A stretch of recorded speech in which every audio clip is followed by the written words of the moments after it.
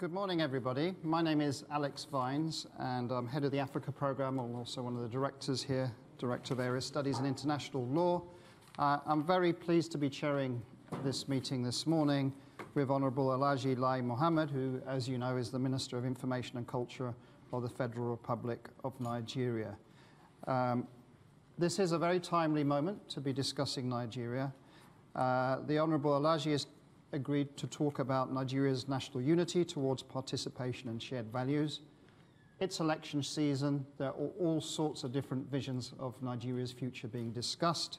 So it's very important, I think, that we have this particular presentation of where Nigeria's national unity is developing and how to find shared values.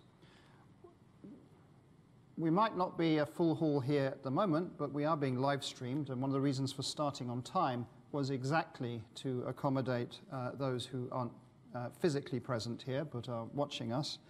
And so as we're live streamed and as we're at Chatham House, I do not need to just say that this is fully on the record. There's not any way we could control it anyway if it was live streamed. So you can report everything that you want to say, that you hear here. And indeed, you can also tweet if you'd like to, and that's hashtag CH uppercase Africa. So I don't think I want to say very much more, except that the Honourable Alhaji has been Nigeria's Minister of Information and Culture since 2015. Prior to his current appointment, he was Nigeria's main opposition spokesperson for 10 years.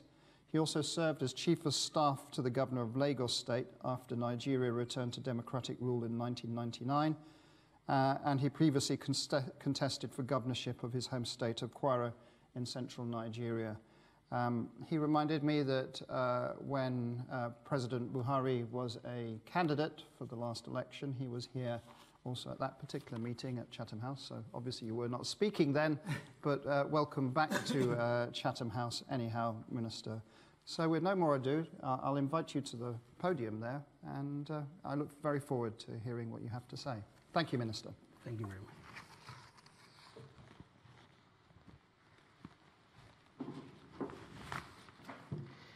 Good morning, everybody, especially the Excellency, the High Commissioner to the UK from Nigeria. Permit me to start off by expressing my gratitude for the Chatham House for the opportunity to be here despite a very short notice. I want to thank in particular the African program and the entire team here. There's no better testimony for the fact that this institute is indeed living true to its mission, which is, and I quote, to help build a sustainably secure, prosperous, and just world through informed debate, independent analysis, new policy ideas, and outreach to audiences, end of quote. The topic on which I am to speak, Nigeria's national unity towards participation and shared values, couldn't have come at a better time, as Nigeria continues to struggle to forge a national consensus, to accept its diverse ethnic groups as the source of its national power and cohesion, irrespective of religion, status, culture, and geographical location.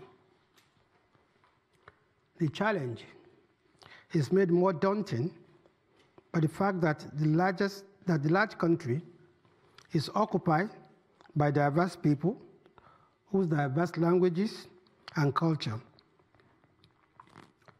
In other words, it is a multinational state, a conglomeration of ethnic nations, each with its distinctive character and ethos. Why is the question of national unity so important? This is simply because without a united country, all the component parts will be working at cross purposes with conflicting signals that will constantly threaten the foundation and the very existence of the country. This is more so in a country as diverse as Nigeria, which has had sufficient doses of ethnic and religious strifes at various times in its national history, including a bitter 30-month civil war and the Boko Haram insurgency. The relevance of the topic is also accentuated by the fact that in the next few months, Nigeria will be returning to the polls for the general elections. The run-up to the 2015 general elections tested the nation's unity in no small measure, and it remains to be seen whether as a people we have learned any lesson as we move closer to the 2019 elections.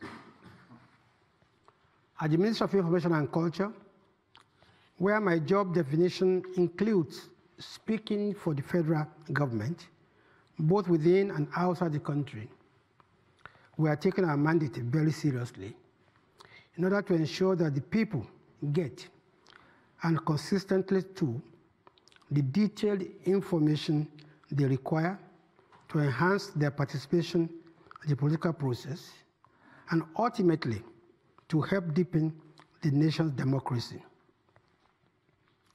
Part of the mandate of the ministry is the strategic communication of government policies and programs, as well as developing among Nigerians cultural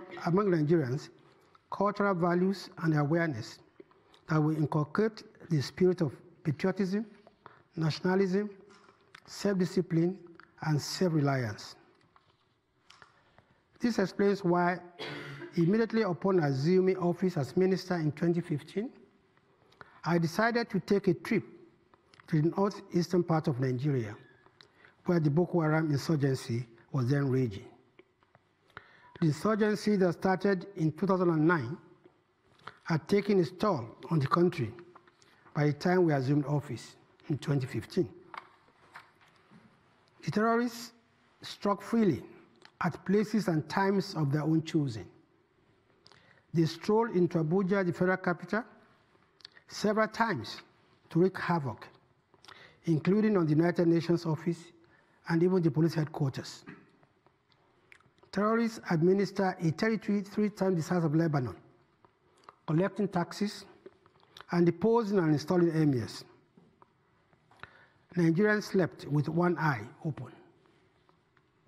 It was in the midst of this that the new administration of President Muhammadu Buhari came into office. The President ordered the relocation of the military campaign against the insurgents to the northeast and rallied regional and international support for the battle.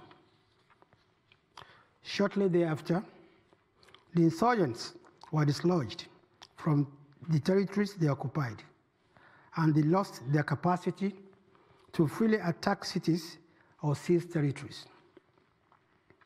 We in my ministry figured, therefore, that in order to carry the people along and get them to buy into the government's effort to prevent Nigeria from being balkanized by terrorists, they needed to know exactly what was going on. On the 5th of December 2015, I led over 30 local and foreign journalists to the liberated parts of the Northeast.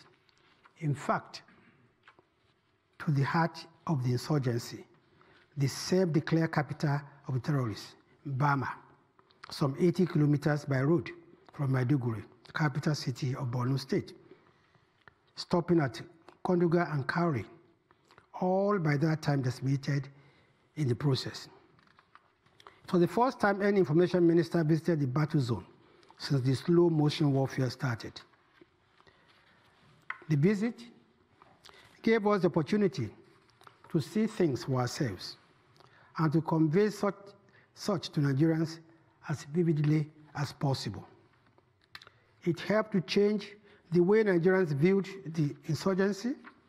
It helped to rally national support for the gallant men and women in uniform, and also to enlist Nigerian support for the efforts to reduce the cowardly suicide bombings of soft targets that the dislodged terrorists resorted to. If you see something, say something became the rallying payoff line for the national campaign against insecurity that we launched after that visit. We also realized earlier on that for democracy to grow, it is important to ensure citizens' participation in decisions and policies affecting their lives, especially in a direct manner, rather than through their elected representatives alone. This informed our decision to launch the town hall meeting series that see cabinet ministers meeting in a town hall setting, a cross-section of Nigerians from all walks of life, with a view to keeping them informed about government policies and programs, and at the same time, getting their feedbacks and inputs. So far, we've held 13 of such meetings spread across the nation's 6 geopolitical zones and covering various topics. Many more are slated to be held between now and the general elections in February and March 2019.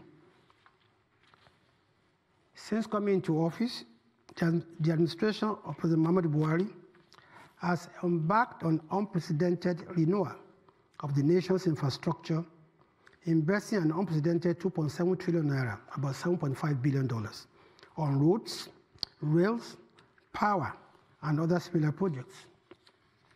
But it's not enough to embark on these projects. It is important to let the public know the extent and spread of such projects to foster a sense of national unity. This explains why we kick-started a nationwide tour of federal government projects with not less than 25 journalists accompanying us on each trip.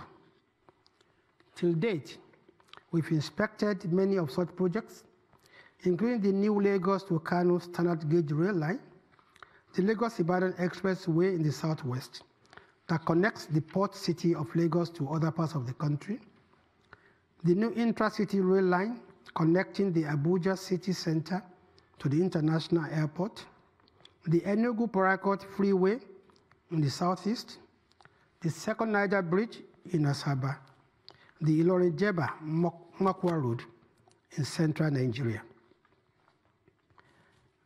Then we launched the FGNI app,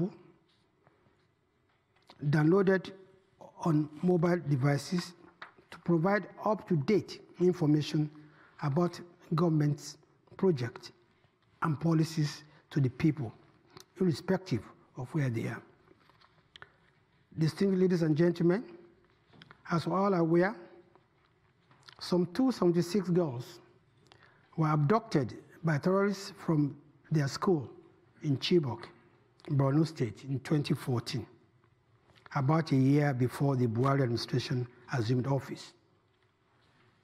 At his inauguration, President Muhammadu Buhari promised to do whatever is necessary to secure the release of the girls. Today, many of the girls have been freed unarmed, even though we still have many of the girls in captivity. The civil society group, Bring Back Our Girls, which has consistently advocated for the release of all the girls, demanded information from the federal government on what is being done to free them. In response to their yearnings, we arranged with the military to embed them, so to say, in some of their search sorties. Some Bring Back Our Girls campaigners were subsequently flown along with us on search sorties by the Air Force to give them a first-hand knowledge of the military's efforts to rescue the girls.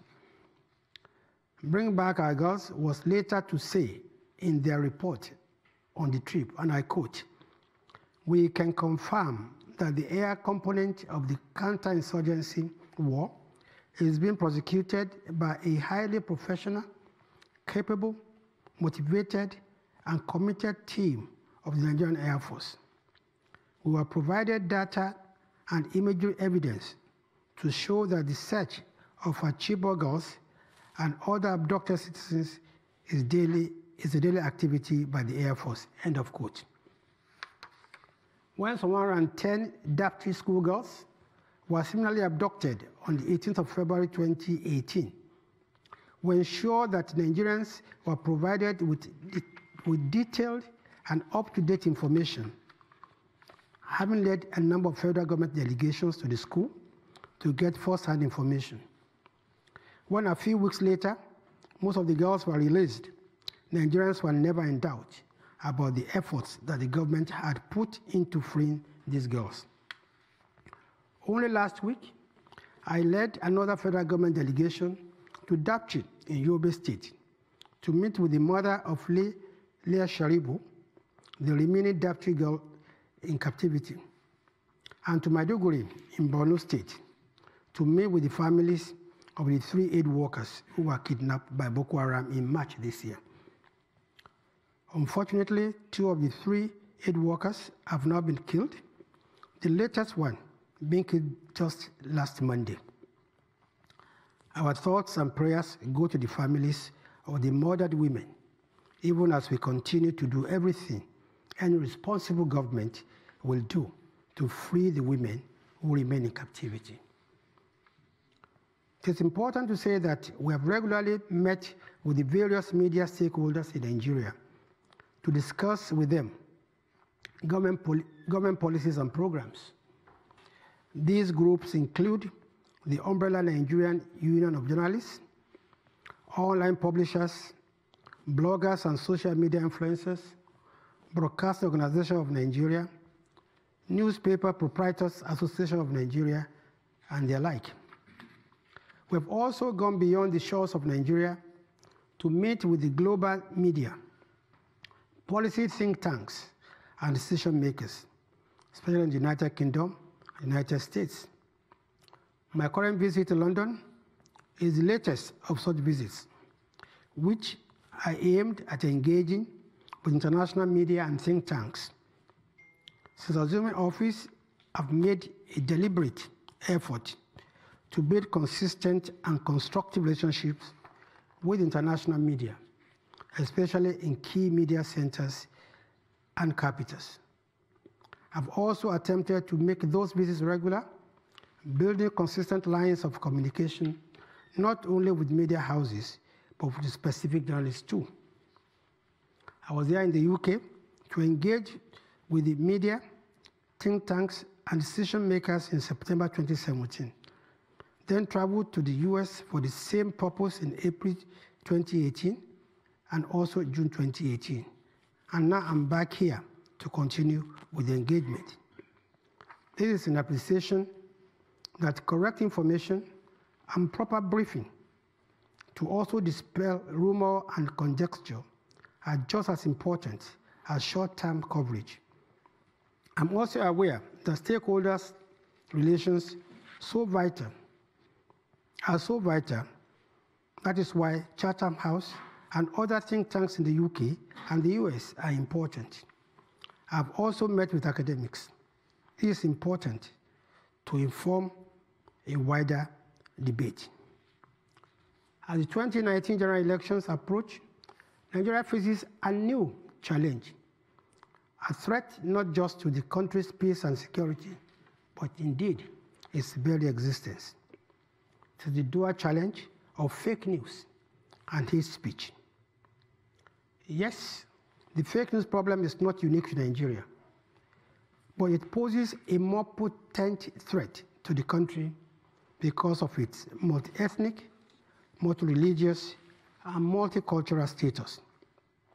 It is also a clear and present danger to the nation's unity. Naysayers have latched on to the fake news phenomenon to exploit the country's fault lines and inflame passion. For example, the BBC recently did a report on how fake news is aggravating the persistent farmers-herders clashes. Pictures of gun-toting herdsmen from other lands are routinely used to depict the herdsmen in Nigeria. Age-long clashes between farmers and herders have suddenly been dressed in the garb of religion and ethnicity. Ignored is the fact that the clashes have become more persistent because of a mixture of many factors, including population explosion, effects of climate change, keener contest for drilling resources, and sheer criminality. Religion and ethnicity are not the reasons for these clashes. To tackle this, we have launched a national campaign against fake news and hate speech. The aim is to sensitize Nigerians to the dangers posed by fake news, how to spot fake news, and what to do. We are under no illusion that the campaign will immediately stop, that this campaign can immediately stop fake news and hate speech. But we want to bring the issue to the front burner of national discourse. And I can say that we are succeeding in that respect. Today, fake news has become a topical issue in Nigeria. To Nigerians, we say, if you can't vouch for the veracity of any news item, don't share it.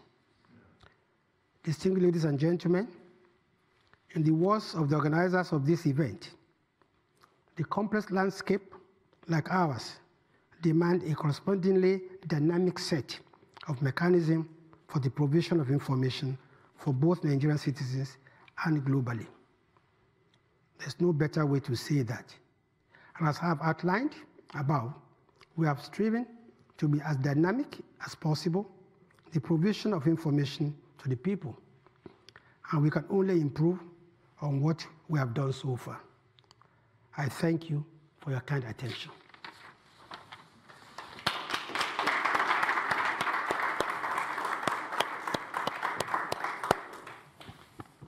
Thank you very much, Honourable Alhaji Lai Mohammed, Minister of Information and Culture of Nigeria, for giving your presentation.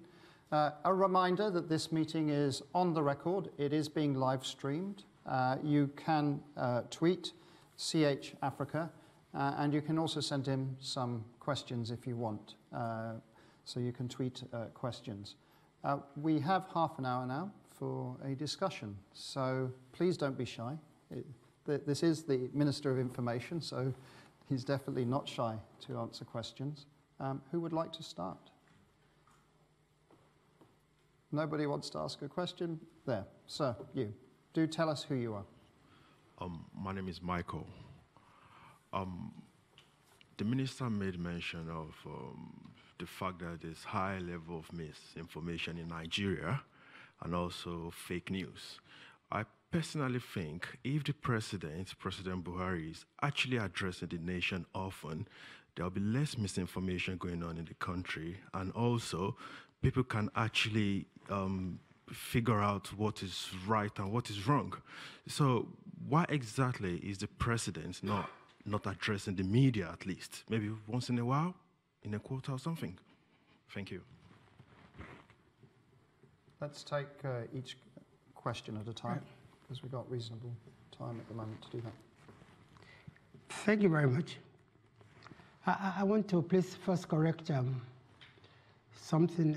The second Niger bridge is actually in Onitsha, not in Asaba, even though it links to Asaba. Now, the question from Mr. Michael is, why is Mr. President not addressing the issue of fake news? That's why he has a Minister of Information. Just addressing the country about what is going on in the country as a whole. Well, I think what we do as a government, and what I've tried to outline, is that the Minister of Information, who has responsibility to keep the nation abreast of what is going on. And we do this not just by having press conferences. We do this as ministers by also appearing on various platforms. We do this by having town hall meetings, I've explained. We also do this by ensuring a participatory democracy, like going out, to inspect what government is doing. But when it is important, when it matters, Mr. President would definitely address the nation. And Mr. President has, through many fora, many platforms, addressed issues of herdsmen, farmers clashes, addressed issues of, religious intolerance, addressed issues of political intolerance.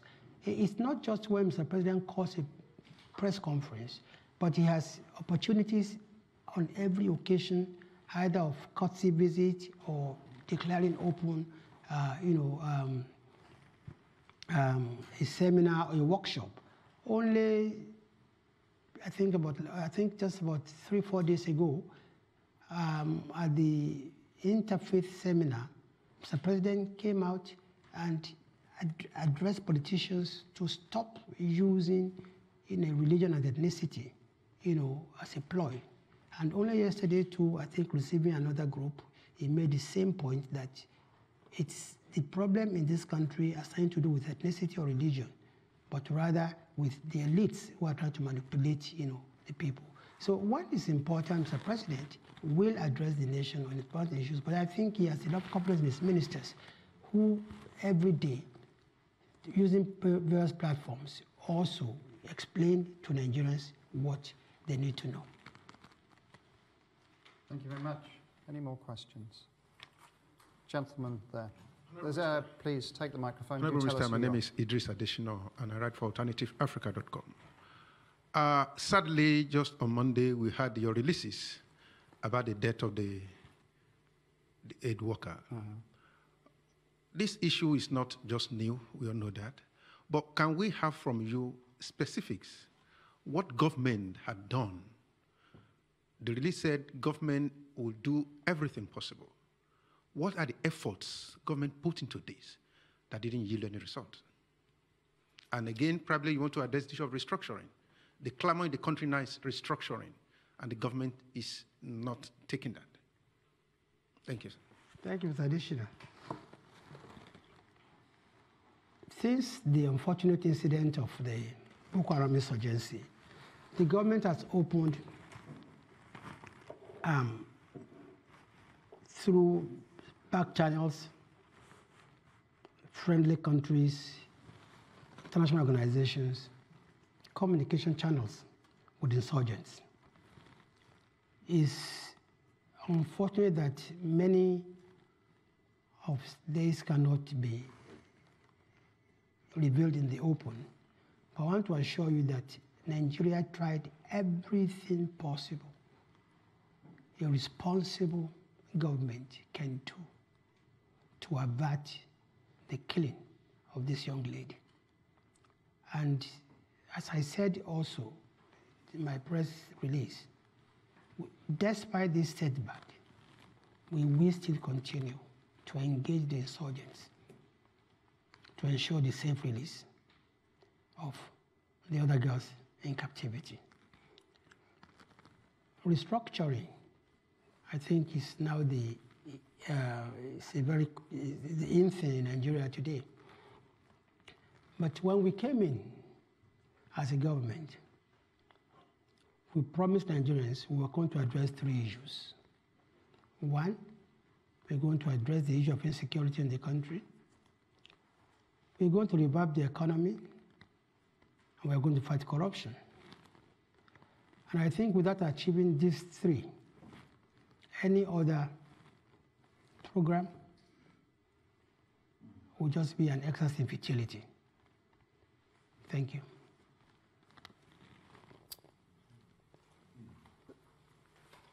Yep, please.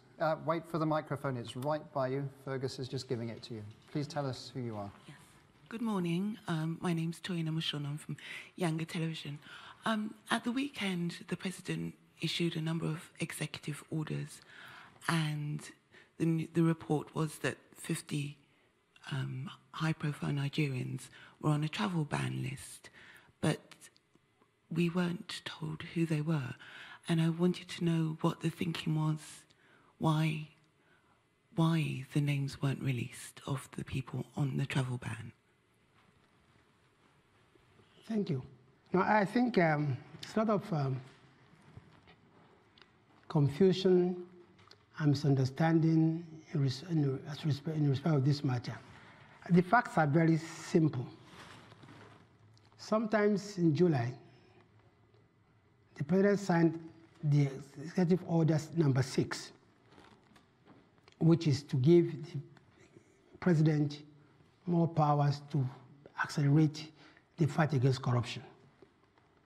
And in that order, the various cases being investigated were listed as an appendix. Now, as soon as the order was proclaimed, some people went to court. And because they went to court, the government could not implement that order. But last week, the court ruled in favor of government, and government said, look, this is time to implement the order. I think that's all about it. It's not about any new list of 50 people. No, it's simply that the executive order number 6 has now become operative. I think that is all. Thank you. So the gentleman in the far corner there, you, sir. There's a microphone coming. Thanks, Hannah. Thank you. This is Professor Ademola Ojo. I'm a member of Chatham House. I have 2 questions. Sometimes last week, if I could remember, TVC News and The Nation came out with this very impactful program about the herdsmen and the farmer. And Senator Shield said something there about the willingness and the salary of the senators and what the country can do to make sure that you restructure the park in such a way that this is not too lucrative. What's the federal government doing in that, looking at that? The second thing is about the issue of this executive order that they are just talking about. The executive order, in my own opinion, is just another way of curbing corruption. What is government doing? Educating the Nigerians about what will likely be the outcome, specific outcome of this executive order. Thank you very much. Thank you. Let me take the last question first. I think the issue of executive order, it's a very straightforward matter. The government believes that you can't fight corruption if you allow those who are benefiting from the corruption to use the police of the corruption to compromise even investigations or compromise the outcome of court matters. So what the executive order says is that, look, if X, Y, and Z is being investigated today or the matter is in court, then that fellow is not free to alienate the property or travel during that time or do anything that was going to affect the rest of the subject matter. That is all about it. It's not a travel ban on any individual. It's nothing to do with political witch hunting. And some of these cases were inherited by this government. Many of them as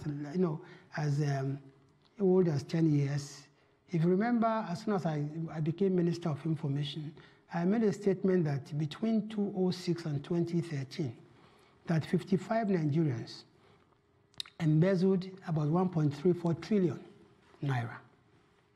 I mean, these were things that we inherited. Some of these cases that still being investigated. So it has nothing to do with 2019 elections. It has nothing to do with, nothing to do with political persecution. 2, you talked about the herdsmen farmers clashes.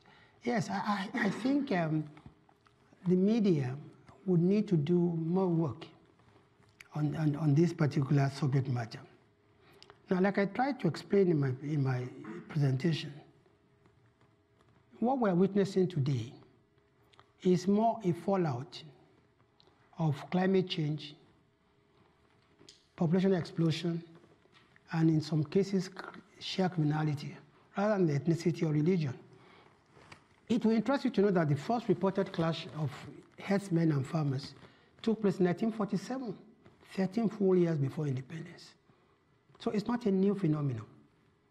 But for you to understand the real issues, now let's look at population explosion, for instance. When Nigeria became independent in 1960, I think the population was about 45 or 52 million. Today, the population is about 180 million, which means the resources, the water, the grass, the land, available for 52 million people in 1960, and their livestock, is not being shared by 180 million people and their livestock. And a good example is if this room takes 45 people, we all sit comfortably. But if there are 180 people to come in, of course, it means that one person will have to, three people will have to share one chair. This is what is actually happening. To look at the climate change. In 1963, the Lake Chad occupied about the surface area was 25,000 square kilometers. And it sustained 35 million lives in Africa, from Nigeria, Niger, Chad, Cameroon, South African Republic, and Nigeria. Today, the same Lake Chad has shrunk to 2,500 square kilometers, which means that the 35 million people that depend on Lake Chad for water, agriculture, irrigation, fishing, will have to move elsewhere.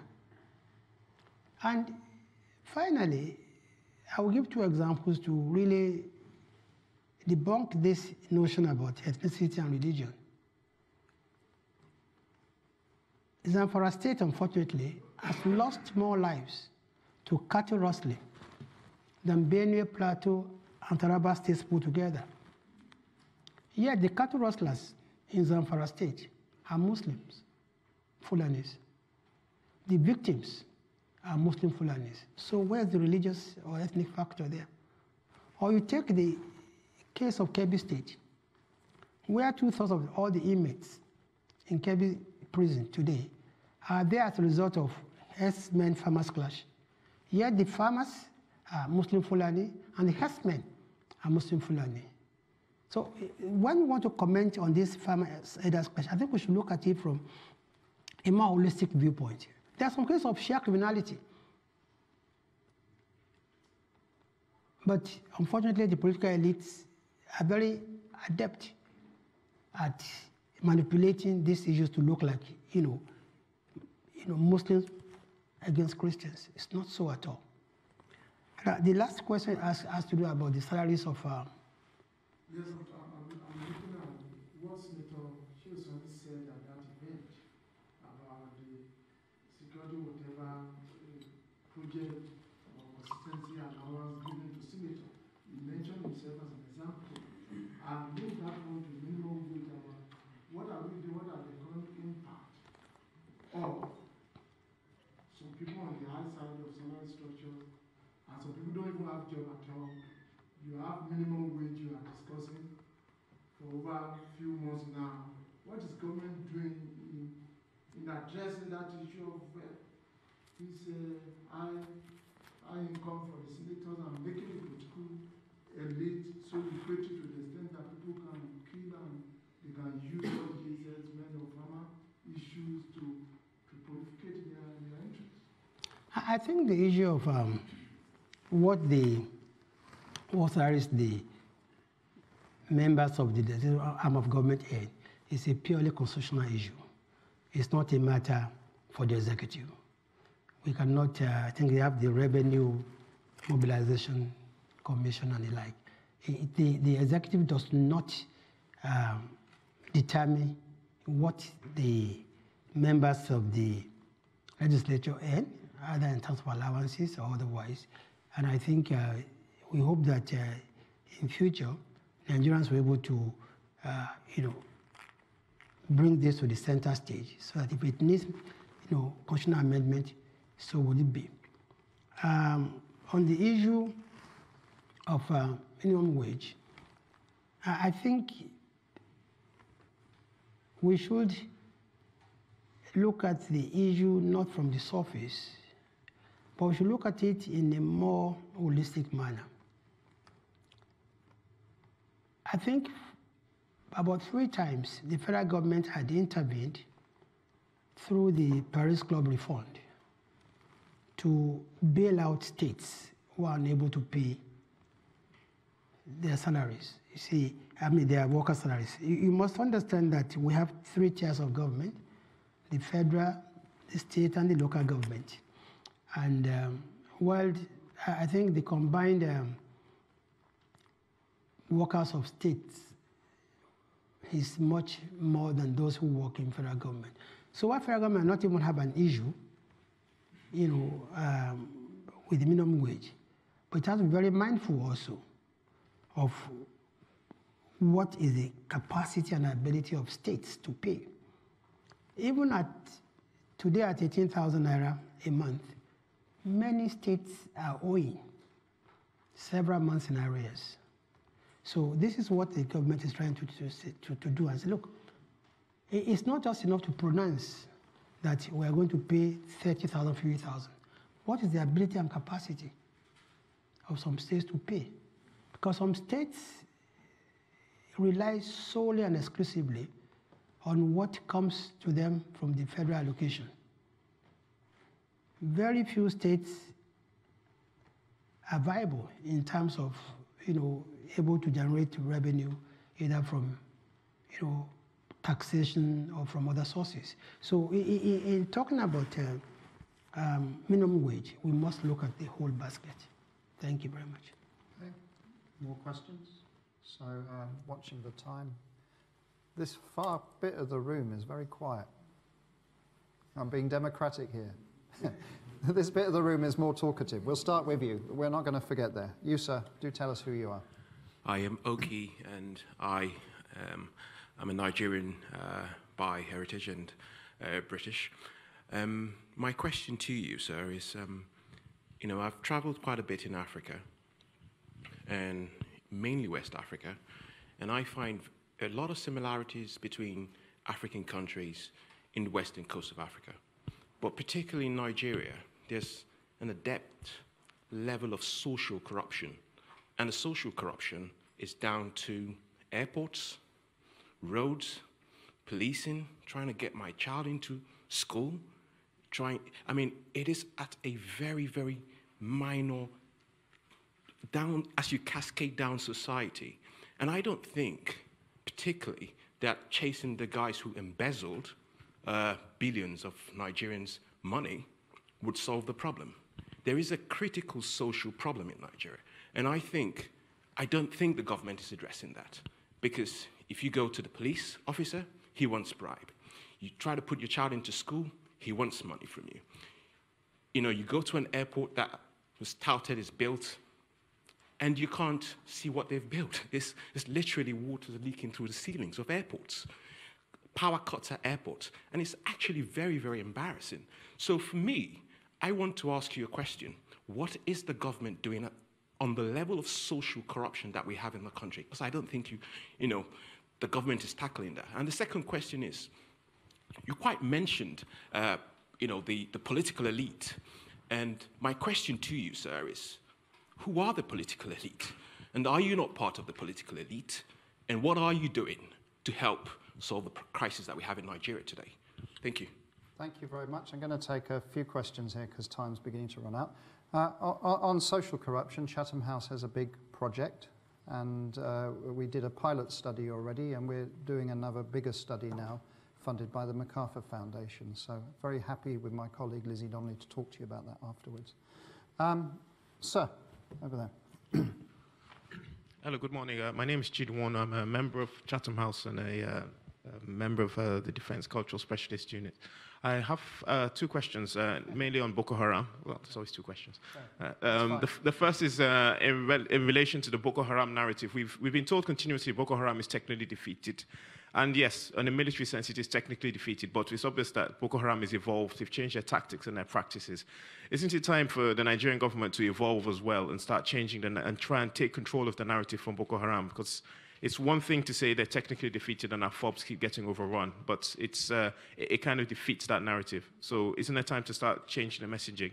And again, still on messaging, we continuously get things like, as you've mentioned, press releases, press conferences, Yet Boko Haram produces, very well-produced videos, good videos that look very professional. The Nigerian government doesn't seem able to win that media battle. As an information minister, don't you think that this is something that we could do better at? There are many Nigerian media professionals who could help with taking control of the Nigerian narrative and beating Boko Haram at their own game. Thank you. Thank you very much. Thank you. Have we got any more questions? So, quick, one question. Yeah. Hi, my name is Uche Demiri. I'm a member of Chatham House. Just sticking to the security theme, question is, what's the federal government's policy on paying, kidnappers or paying for ransom, whether you look at the Northeast or, the Southeast where it's prevalent? Thank you very much. You, sir? Where did you get that? Security, so paying ransoms, for example. Okay. Yeah. The gentleman there. Thank you, sir. So, do tell us who you are, please. My name is Manu. I'm a researcher here in London. In September, I drove from Lagos to Abuja, and I counted 64 times I was asked a bribe from either the police, the customs. There were quite a few different services on the way. I drove for that purpose. So you talk about fighting corruption. What are you doing to fight corruption on the streets rather than within the elite? Thank you very much. And yes, we'll take you. You've been very patient. Yeah, good morning. My name is Kayode Olao. Yeah, I'm a Nigerian based here in the UK. Lajila, good morning, sir. Sorry to take you back to the wage structure mentioned by our friend here. Now, going back to we mentioned the legislature, but the executive, in my view, also need to look at the cost of governance. And I think that the fact that the cost of governance is so high, it's very lucrative to go into politics. And I believe that when the president declared his assets, even many governors and people within the same political party did not declare their assets. Until today, we don't know what it is that the governor earns, or indeed how governance is costed. Thank you. Thank you. So that's it. I'll ask just one question, Minister.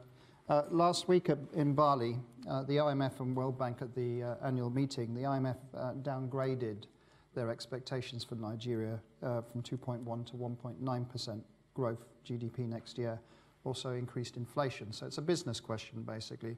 What is the vision of a Buhari administration in terms of getting economic growth and attracting more foreign direct investment and diversifying the economy beyond oil and gas in particular? Thank you very much. Thank you. Well, I'll take the last question first. What's the Buhari administration doing to enhance economic growth? I think the government has been focused on its policies, which is you must invest in infrastructure. Without investing in infrastructure, there can be little or no growth.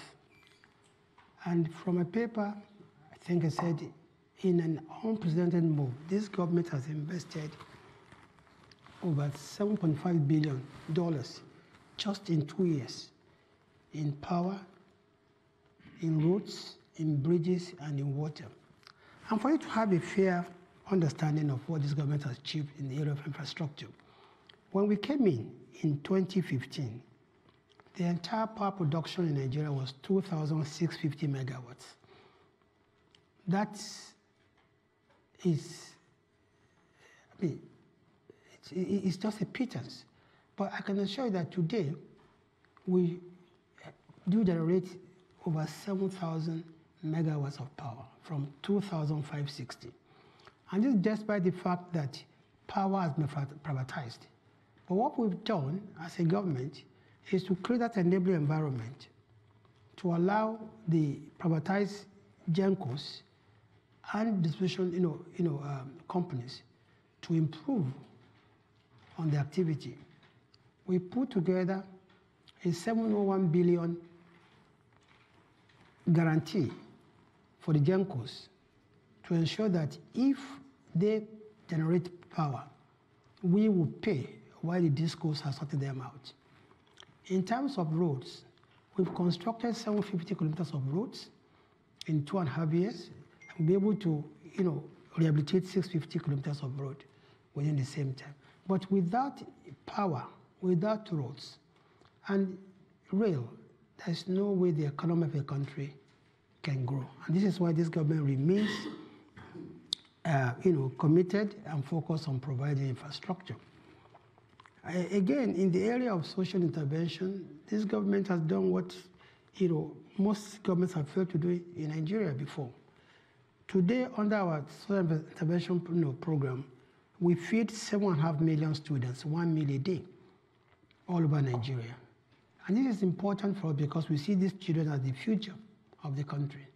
That 1 meal a day is probably the only meal that is assured of these children, these children in a whole day.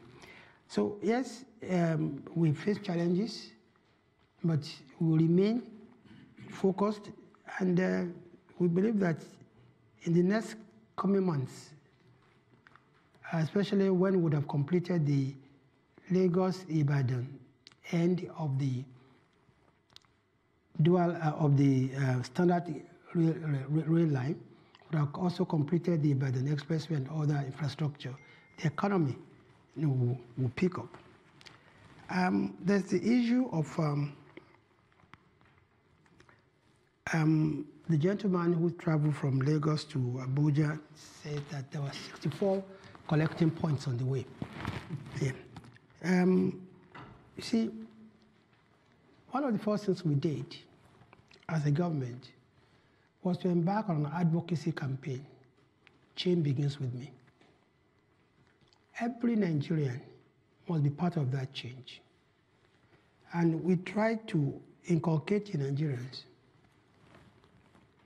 the spirit of patriotism and why they must fight corruption. So we want everybody to join us in fighting corruption. We would not say it does not happen, but I think it does happen because of collusion, between even Nigerians and the officials. But we will continue not just with advocacy.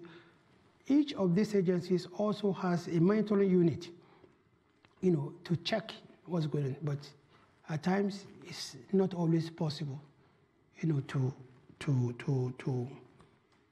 stop this. But what I can assure you is that we need sustained advocacy. We need to ask ourselves, what kind of country do we want for ourselves? There's the issue of security risked by ransom. And you see, the truth of the matter is that we inherited, there's none of this security challenges that was created by this government, whether it's IPOP, whether it's the militancy in the South, whether it's Boko Haram. But we can say very clearly that this government has acquitted itself very well of these challenges. I'll take Boko Haram, for instance. At the time we came in, 20 out of the 7 local governments in Borno State alone was under the effective occupation of Boko Haram. That's what I said about an area about 3 sides of Lebanon. But today we can say, without any fear of condition, that not one single inch of Nigeria is under the territory, is under the control of Boko Haram. They operate now from the Lake Chad Islands between Niger and Chad and Cameroon. Now, when I went to Bama on the 5th of December 2015, between Bama and Maiduguri, almost 80 kilometers, there was no single vehicular traffic on the road. Today, not only has life returned fully to the northeast, even league matches are being played in Maiduguri today. Bama has also been rehabilitated, and life has come to normal in the northeast.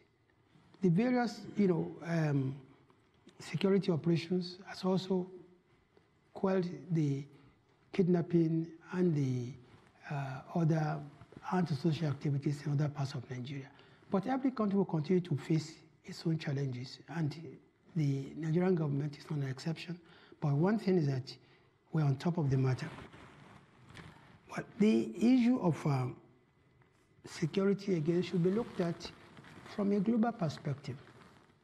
Terrorism is not unique to any country, but it takes various forms in various parts of the world. And I'm sure we hear even from the US, which was one of the most, advanced countries in the world, how they're also grappling with their own terrorism. So, and that is why it's important to work together with global partners, with other countries in, stemming terrorism. Terrorism that we have in Nigeria today might be homegrown, but it's been largely financed by the Islamic State for West African province that has a link with Al-Qaeda and other terrorist organizations in the world. Mr. Kayode, you asked about executive salaries.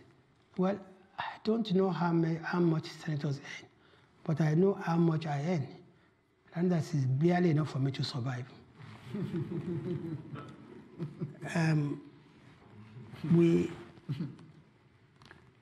I don't know which other question I have not answered, but I think there's the issue of social corruption. Yes. Well, you see, I think you said we should stop chasing those who have stolen our money and concentrate on providing infrastructure. What are we going to use to provide for infrastructure if people continue stealing our money? I've just told you now that between 2007 and 2013, just 55 Nigerians embezzled 1.34 trillion naira. When you calculated it, that money, just 1/3 of it, will build us 2,000 housing units. It will complete the Lagos-Ibadan Expressway 5 times. There will still be enough money to build one modern hospitals in every state of the federation. Just that's 1/3 of that 1.3 trillion. If the country continues to bleed, and you say we should concentrate on infrastructure, we should concentrate on security, what are we going to use to do it? So I don't think any country can survive this constant bleeding. And the thing about corruption is that we must make Nigerians realize that corruption is inimical to growth. We're not spending undue, we're not wasting undue energy on chasing them. We put in place mechanisms, we put in place commissions that can, address these issues, while the government is concentrating on providing the necessary infrastructure and facilities for Nigerians. But to say that we should stop chasing those who are corrupt, I think to become counterproductive, because there will be nothing for you to even execute your programs. Okay, on that point, I think we should end this meeting. We're slightly over, but it was a good discussion. So I want to thank Honourable Alhaji Lai Mohammed, the Minister of Information and Culture, for being with us for the last hour, talking about Nigeria's national unity towards participation and shared values. As Alex Vines, the head of the Africa Programme at Chatham House, I also want to thank those who were live streaming in. Thank you for following this open meeting at Chatham House today on Nigeria's national unity towards participation and shared values. And I do want to just acknowledge the High Commissioners of Nigeria and Cyprus. Thank you for participating and listening to us here too. Thank you very much, sirs. So with no more ado, let's thank the Honourable Minister for his time here.